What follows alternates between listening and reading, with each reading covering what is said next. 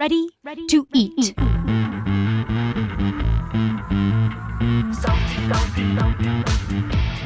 like it rough. Don't touch my hot pot. Bubbles. Show me what you got.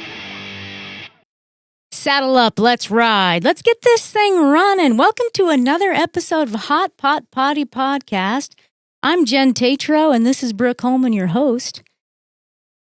We have a very talented guest for you today. She's a singer, songwriter, and an artist known for cinematic soundscapes, heavy riffs, and a voice that shifts from haunting softness to raw grit.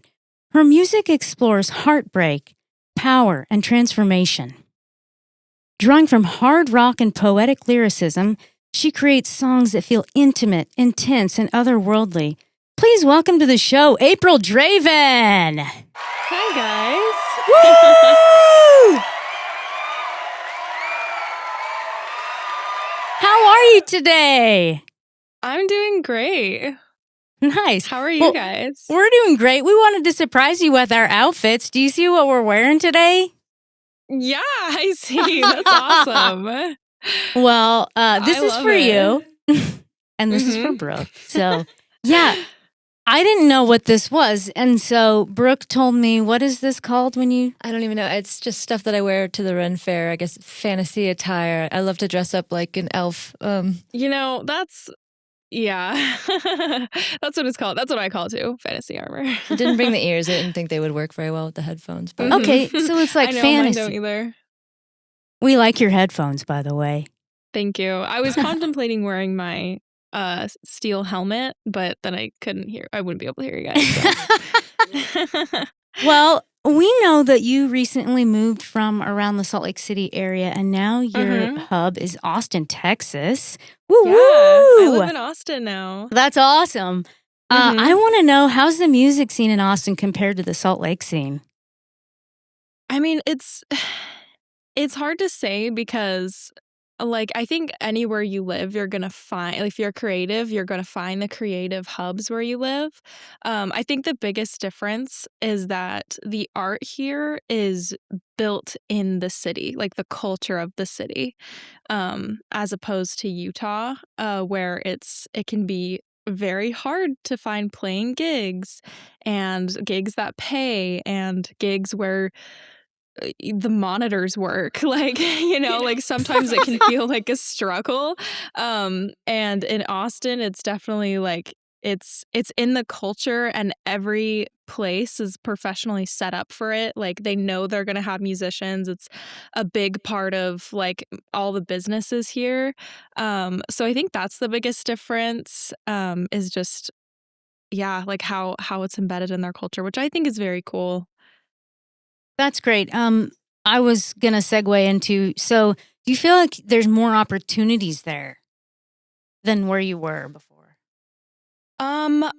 I think so. I mean, it's kind of hard to say because opportunity wise, it's like there's so much you can just do on your own now. But I think people wise, there are a lot more people. And so it does have the benefit of like you can just meet a huge number of more people, so you're more likely to find people that you want to work with, just because of numbers. Okay, that's good to know. Yeah. Because I remember, I just have to say this, I'm hogging the mic and I'll soon turn this over to Brooke, but I have to say one more thing. I know when we toured Salt Lake area and we played with your band, April was in a band downriver and now she's doing some solo stuff, but I felt like the amount of talent that I've seen come out of the Salt Lake area from female-fronted bands, April Draven, Downriver, Eyes of Eva, Silky, Psyche Cypher. I mean, it's endless, the amount of talent that comes out of there. Tell me how all that is. I mean, honestly, it's so true. Like, Utah and Salt Lake is such a hub of creativity. and I don't know the science behind it, honestly, but like I recognize that too, and I've seen that same thing. And like so many people that I know growing up are artists, and I think people there just kind of dive into the arts. I don't know if it's different than other places. I've only lived two places, you know? So it's hard for me to compare. But honestly, like I love the people that I've met from Utah. Like there is a solid group there, and so many creative people who are very, very driven. And it's so fun to see like artists that I know and people that I know becoming successful. Like it makes me so happy. And there is a lot coming out of Utah. I would agree with that. And sorry, I just had to bring light to that quickly. And Yeah. you're one of them that when we played a show with you, I remember I had stepped out and I was getting something out of my car and you had started your first song and I heard your voice kick in and I was like, "Oh, oh wow. Oh, she's really good. Oh, she's really Oh. good. Jen, she's going to give you a run for your money. She's real good." And so we just enjoyed playing with you, and you're so very talented. I just wanted to bring Oh, thank that you so awareness to that. much. That's so nice. This is such a weird, maybe slightly off topic question, but I was just thinking of, I know that there's like a large Mormon influence in Utah and Salt Lake City in particular. Did you ever feel anything, like any type of influence from that? I mean, absolutely. I was raised Mormon, so that uh like is my culture. um but I think like art-wise, I have written some songs about that and how I relate to that now. Most of them are very metaphorical, except for like one or two. Uh, and I don't know. I have a hard time not writing about my life. That's mostly where my art stems from, is things that I'm going through that I need to get out. Um, so I definitely have written about how that relates to my life. And just not super on the nose about it. Yeah, no, I wish I knew more, honestly. I was just, that came to my mind. But I guess a segue, I know that your aesthetic is pretty like fantasy and dark and cinematic. I was wondering what influenced that for you with like dressing up and having that fun element in your music. Yeah.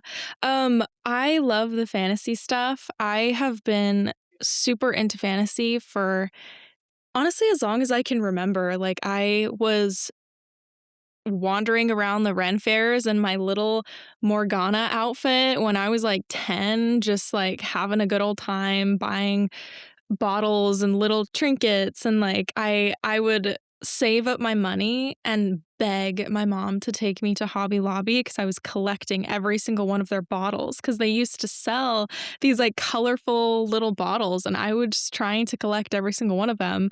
So every single time I had any amount of money, I would blow it all on these like cool medieval looking bottles. Oh, wow. Yeah. Bring them I back. was like, I was Bring super back the bottles. hardcore.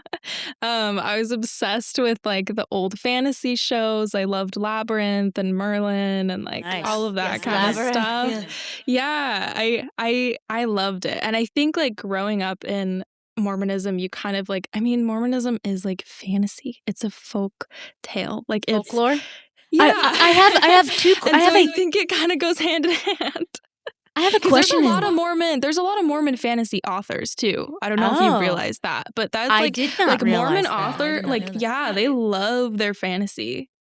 I'm I'm I'm fascinated by the Mormon culture, Mhm. and I lived in Utah for a little while, so I was submerged in it, and I love the Mormons. They're very kind. They can figure out ways to be able to hang out without doing drugs or drinking, Mhm. and I really was drawn to that. But I have a question for you specifically. You growing up in the Mormon faith, can you tell me one good thing that came from that and one not so good thing that came from that? um One good thing. No, it's okay. I can think of one. Jeez, let's see.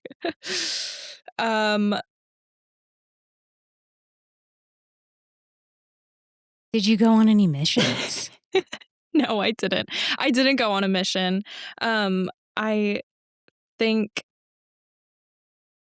think Mormonism taught me to value community, which I still really value community. I don't feel like I ever had it in Mormonism. I never fit in with the Mormon community. But community is still a very big part of my life today. I really value the people around me. And I like to build people up around me. And I like to have people in my life that I know are also going to build me up and just encourage me in a positive way. Yeah, like a good support system.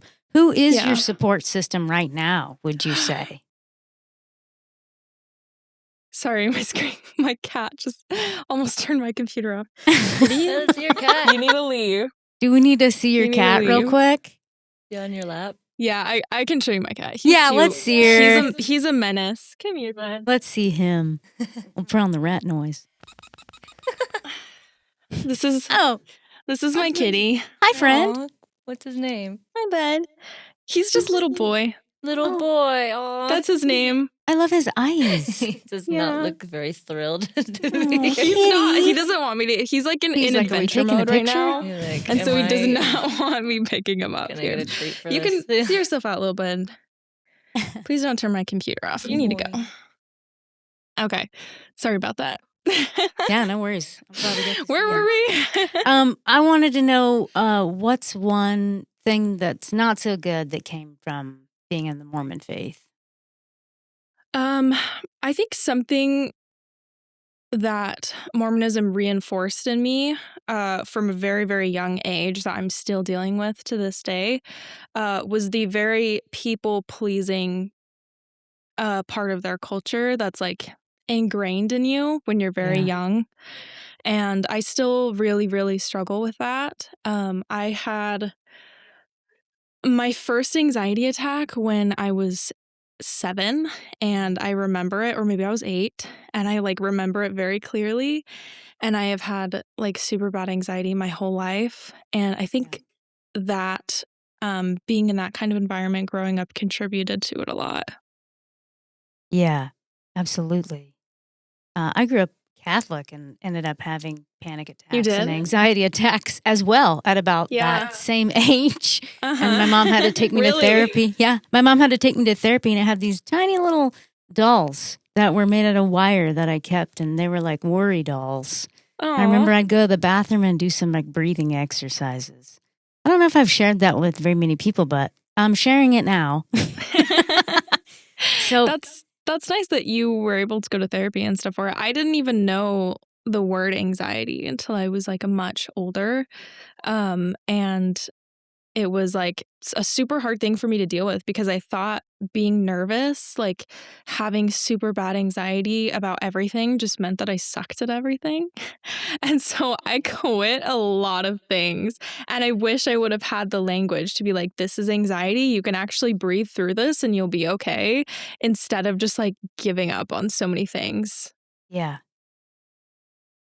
First panic attack while I was working at Starbucks. Actually, I think I just started, and I don't know. People were getting very angry because I wasn't going fast enough, and I didn't know what to do. And I feel like I would say that I have a lot of people pleasing tendencies as well, especially at that point in time. And yeah, I just couldn't handle them being upset with me, not getting it done fast enough, and I found myself not being able to breathe. I was like, "What is going on? Am I dying?" And then found out later what a panic attack was. And I was like, "Oh, that's what that is. Great." Well, Yeah.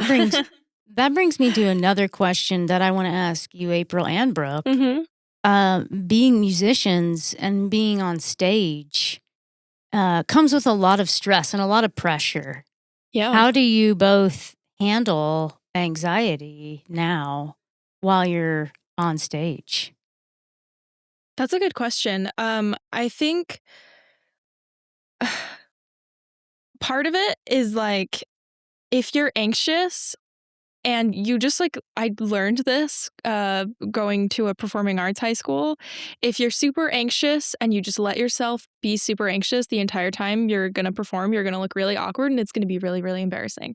And it's going to be less embarrassing if you just stop being anxious, or at least pretend you're not being anxious, so that you can at least like look back and be like, oh yeah, that looks good, and not like super stiff and like nervous and like, so I think faking it until you make it is like honestly a big helper there, which I would recommend to anyone, which is harder than it looks. It's super hard. And then I also, the anxiety going on stage, especially if you haven't been on in a while, is really hard.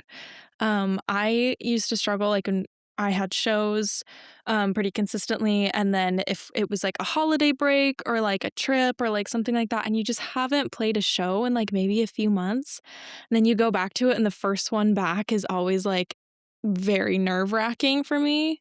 Yes. That's super hard. And honestly, I think for me, the reason that like I end up being okay performing wise, because the lead up to it is horrible. I'm so anxious. The 10 minutes right before I go on stage, I feel like I'm gonna shit my pants, honestly. Like I get really, really nervous. Like I get really nervous. And then as soon as I get on stage, I'm like, oh, I'm here. This is what I like doing. I'm home. Like this feels really nice. And then I just feel completely better like as soon as I get on the stage. It's like you're flying once you get going. Yeah. It's exactly. Yeah. Exactly. How about you, Brooke? Yeah. Yeah, I mean, I would say I did not deal with it in the healthiest of way in the past.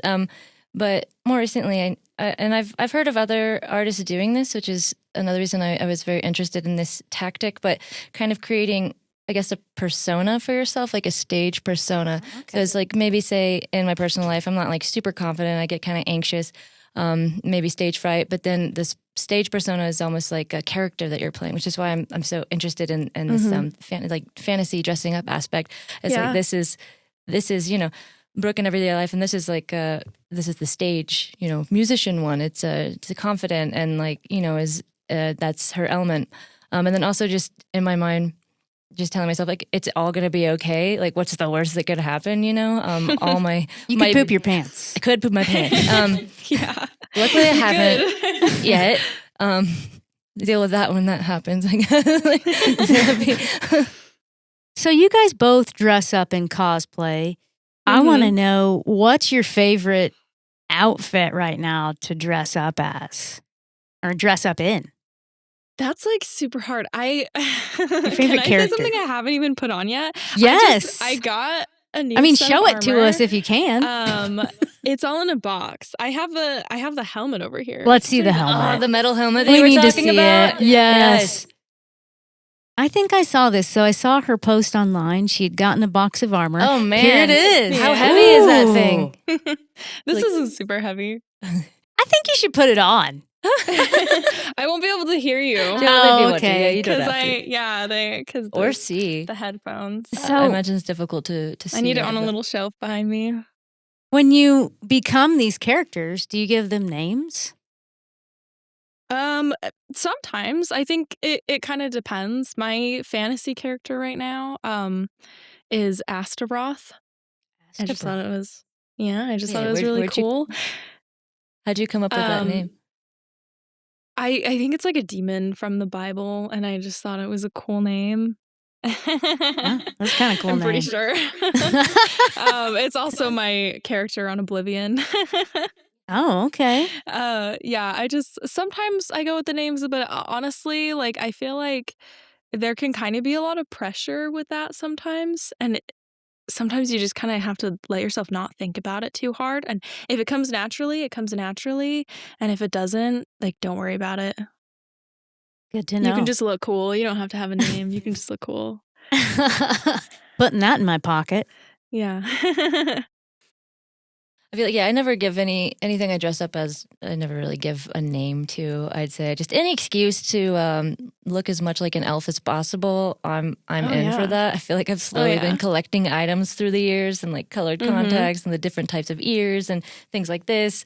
And like, I don't know, I want to wear it more than just once a year or twice, but we'll see when the day comes. But I think my favorite character I've ever dressed up as was Jareth from Labyrinth, actually, for Halloween one time. I ended up making the necklace like out of clay too. Yeah, and I don't know. I had the hair for it at the time. I just put a bunch of hairspray and fluffed it up. You guys should go to Ren Fair together. I'm in. I would love that. Yeah. I mean, I guess which one? One in Texas or one here? Both. There's a lot of Ren Fairs in Texas, which is really cool. I've never been to Texas. Like, there's like I've never been to one Texas, in Utah, and it's okay. You're not feeling it. No, the last time I went, I did not have a good time. No, bummer. Well, I want to shift gears a little bit here. You mentioned that you have a new song coming out. I do. Can you tell me a little bit about that song and the title? The song's called Monster. Okay. It's honestly, I went through a lot of changes in my life in like the past year and a half, 2 years. My whole life kind of like flipped, and I am in a completely different place now. And I feel like my songs, the songs that I'm writing now, I feel like is the best that I've ever written. It's the most authentic to myself. And I feel like I'm saying things out loud I was scared to say before, in like a real authentic way. And I'm not like hiding everything into metaphors so the people around me like don't dissect what I'm saying. Which I feel like it's an easy thing to get like stuck in, as just being like too metaphorical. Yeah. So it relates to nothing. Yeah. And I don't know, my songs like are very about myself right now and what I've been through, and the growth that I've experienced the past like year and a half, which has been, some of it's been hard writing, but also it's been very therapeutic, where I've like I feel like I've gotten a lot out, and I am becoming a version of myself that like I honestly never thought I would get there. That's good to hear. a lot to come out of that too. That's beautiful.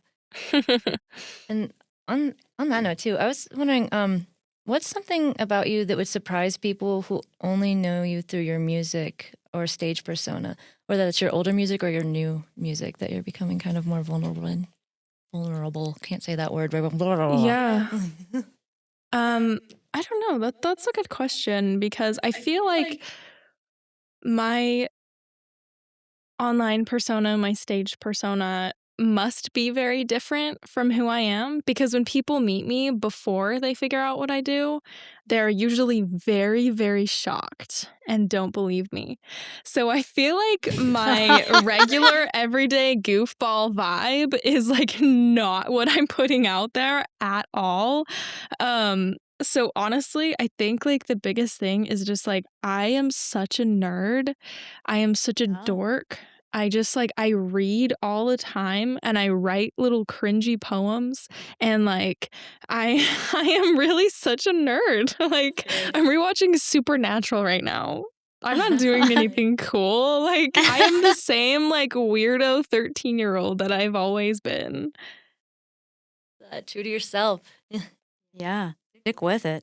Keep nerding out. We love it. Yeah. Your new stuff is great. I've been playing your song Starlight. I just feel like it's a very beautiful song. I feel this peace come over me. Mm-hmm. And when I hear your song, when I hear your voice hit in the song, it's magical. It takes me to a far off place. I just wanted to let you know I'm really enjoying that. And how did you come up with that song?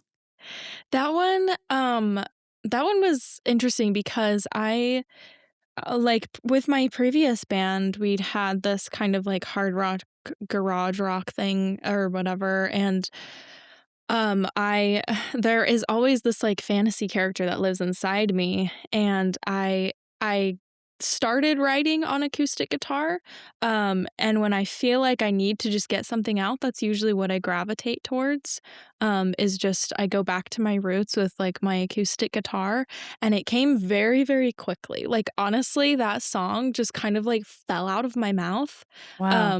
And I wrote it very, very fast. Like I think that song was like I had like the structure of it and all the lyrics and everything in like 2 days. Wow. And I was just like I was just like sitting on it for months. So then also, what is that song about? That song actually came to me when I read a book called Uprooted by Naomi Novik. I think that's how you say her name. And I just thought it was very interesting because in that story, the forest is the monster. Like, it's the bad guy. Is like, it's literally an evil forest, which I thought Okay. was very cool and unique. Like, there is not a singular bad person or like entity. And I was kind of just like playing around with that idea of like a forest that was like once beautiful and then like corrupted.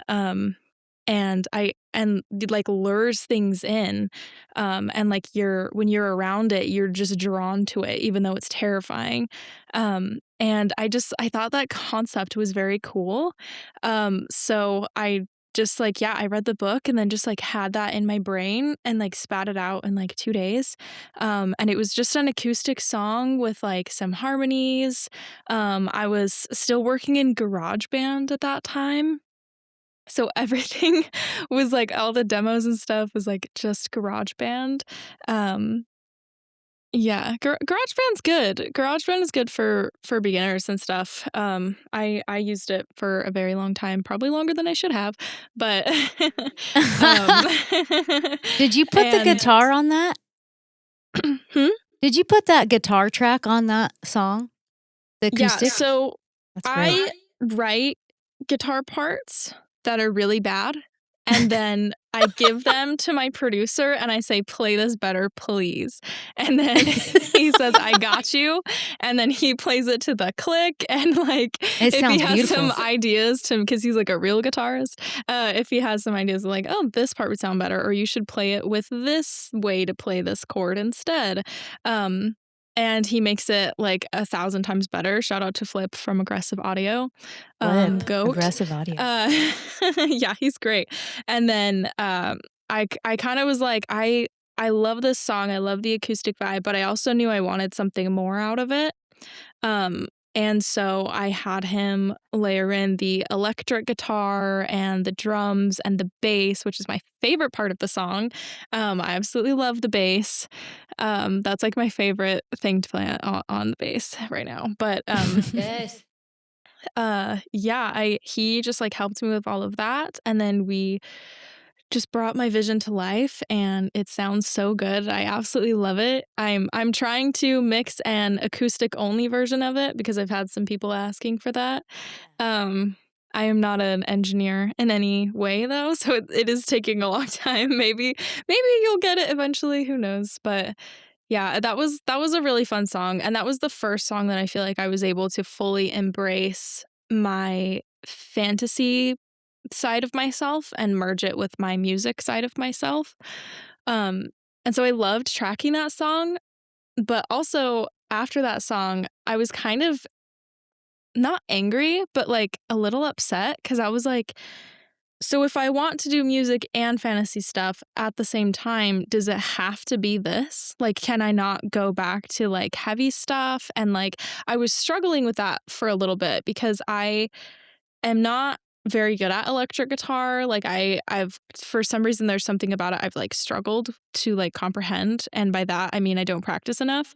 And so I was I was trying to figure out a way to kind of like merge the two, and it was really frustrating because I had to do everything myself. I had to do the drums and the bass and the guitar and put together some kind of demo that would at least like explain what I was trying to create, which I eventually did do. But I feel like it was a lot of months of just feeling like I kind of put myself in a box and being like, well, this is what my solo stuff is now. It has to all be acoustic stuff. It has to all be soft stuff. And then I decided, fuck that, and wrote a metal song. So I'm going to have both. Wait, it seems like you're almost taking a director role with this type of thing. Like you said, you're writing the parts that you want, and you have the idea, the vision. It's like a story. There's this like whole landscape behind it, and then like you said, you're giving it to your producer and you're like, here's the guitar that I want, kind of make it better, so it's in a way like directing. So I feel like you're definitely making something, and so many possibilities with that too, and being a multi-instrumentalist, like shout out to you. That's difficult. That's awesome. I don't think I deserve a shout out because I'm not great at any of them. 5,000 shout outs to you. I can only do enough to get me a demo to have someone else do it better right now. Hopefully I will get better. Don't have to master every instrument to get the idea out there, right? I think that's the beauty of collaboration also. Yeah. Yeah, you mentioned I love collaborating. You mentioned you're drumming, you're playing acoustic, you're playing the bass, you're singing, you're coming up with the song. You're a songwriter. So you get all these, you put them together, and then you hand them off to your producer, and then you get this Starlight. And it sounds amazing. Kudos to you. I'm going to give you a shout out. I love that song. And we look forward to hearing Monster next. I'm really excited for you guys to hear that one. I'm excited. Really, really excited. Drop some links. Yeah. Well, you don't have to really talk about this if you don't want to, but we did mention a little bit that we would just briefly talk about this subject, and we don't have to name anyone's names, and we're not going to throw anyone under any buses here today. But I know that when we were playing in Salt Lake and we joined forces with your band, our bands and you were, I guess I should say our band and you personally, were going through some things. And it was the exact same thing. And it was abuse. Let's just call it what it is. And how did that affect you in those moments? And how have you worked through that? Yeah, that's a good question. So for me, I think I was in a constant state of burnout, where I just always felt like what I was doing was not good enough. And I was in a really bad situation mentally and emotionally. And I was so unregulated. Like towards the end of that, there was a lot of stuff going on. I was like not sleeping. I lost like an incredible amount of weight in a very short time. I was waking up in panic attacks. Like I would fall asleep at like 5 a.m. and then wake up at like 7, just like crazy heart pounding. Figured out what a nocturnal panic attack was. If you have those, I'm so sorry. I am so glad I don't have those anymore. Yeah, I was like, I wasn't sleeping. I wasn't eating. I was like, I was just in like a horrible place mentally, and I was having a hard time doing everything. And I was like there was just several years where I was just like, yeah, in a constant state of burnout and like depression and anxiety all at the same time, just like pounding me. And I was not dealing with it because I was not being honest about what I was going through. And it was very, very hard. And it's hard now because I'm like, oh, but I was performing all the time and blah, blah, blah. I had so much. But it's like, I think if I would have kept going what I was going through, I honestly think it would have killed me, or I would have hated music forever, because at that time, music was not fun for me. It was like performing was like, what am I going to be critiqued on this time? Like, what am I not doing good enough now? Like what, like just day-to-day things like were exhausting. I just felt like I was fighting for my life. I hated writing. Nothing I ever wrote was good enough. It was like, you need to write like something exactly like this. Otherwise we're failures and it's all your fault. And like, not like, obviously not those words exactly said, but that was what was like being communicated. And like, it was very, very difficult. And honestly, I hated music. I felt like, why the fuck do I want to do this? Like, what am I doing? And also at this point, what else would I do? This is the only thing I like. Like, and now I hate it. Like, something I've loved that was like my savior, that has been with me through my entire life is like now like part of what is killing me, like what is making me feel so horrible. And that was really hard because when I started doing things on my own, when I realized that's was what I needed to do, which was one of the hardest decisions I've ever made. Like I felt better, um, but I needed a break. Like I needed to um like align myself. Yeah. I don't know what to say. I'm gonna say align. I'm not talking about chakras, but I just needed to ground myself, and figure out, like really just sit down and figure out if this is what I really wanted, because I'd been working so hard for it, and it just like every time I started writing, it was just perfectionist brain. This isn't good enough. Like this isn't a perfect song. And writing was like debilitating. I couldn't do it. Like I would start writing and I was just like, I need to write a song like this random artist that I don't know that someone's telling me I need to sound like. And it becomes like so inauthentic. Like I might as well just have been a fucking AI. Like like at that point, if you're trying so Yeah. hard to make something that's not you, that other people are just prompting at you, what's the difference between you and like Chat GPT? Yeah. Like Yeah. It it's wasn't the same authentic. amount of inauthentic. Yeah. Yeah. And I luckily I broke out of it, and the same thing that brought me in it was that was the same thing that broke me out of it, which was music that I love, and like going back to my roots, and a few weeks of only listening to Dio, and just like remembering why I'm doing this in the first place and like why it makes me happy. Let's give you a And shout out for that, because you broke free. You're free. You're doing your own thing, and you're on a mission, your own type of mission, not a Mormon mission. Yeah. Definitely. I am honestly like it took a hard time for me to say, but I am very proud of myself for like getting out of that. I'm proud of you. And coming out, thank you.